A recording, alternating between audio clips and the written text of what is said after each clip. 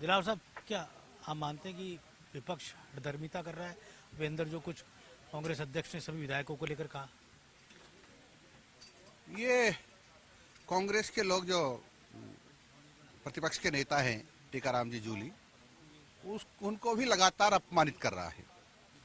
वो विधानसभा अध्यक्ष जी से जो वादा करके आते हैं या जो वादा करते उसको नहीं मानते हैं, और डोटासरा जी इस बात पर अड़े हुए हैं कि वो क्यों माफी मांगे, उन्होंने कोई अपराध नहीं किया।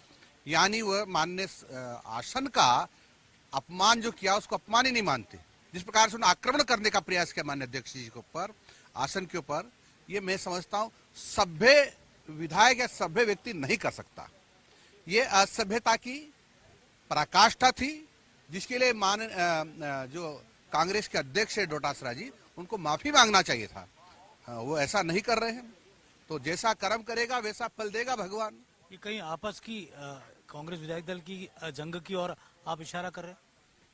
कांग्रेस में तो जंग हो रही है, वो एक दूसरे की बात कोई नहीं मानते हैं।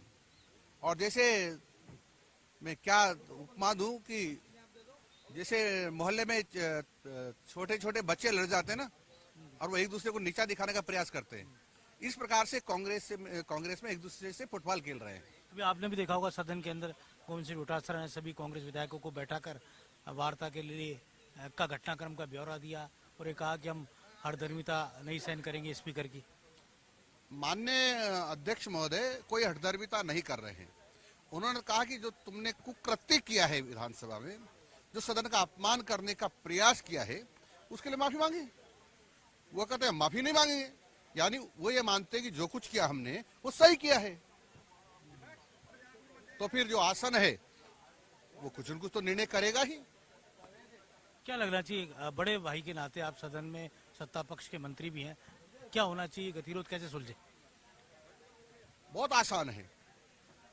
कांग्रेस के अध्यक्ष डोटासरा जी और माननीय जो विधायक जिनको निलंबित किया गया है, सब माननीय अध्यक्ष जी से के माध्यम से सदन में माफी मांगे और कि गलती हो गई हमारी, आगे ऐसा नहीं होगा, हम माफी मांगते हैं। माफी मांगने को तैयार है विधायक दल कांग्रेस का? सब तैयार है। डोटासरा जी भड़का रहे हैं और वह लगातार आसन का अपमान करना चाहते हैं। आसन का अपमान पक्ष भी नहीं सहन करेगा?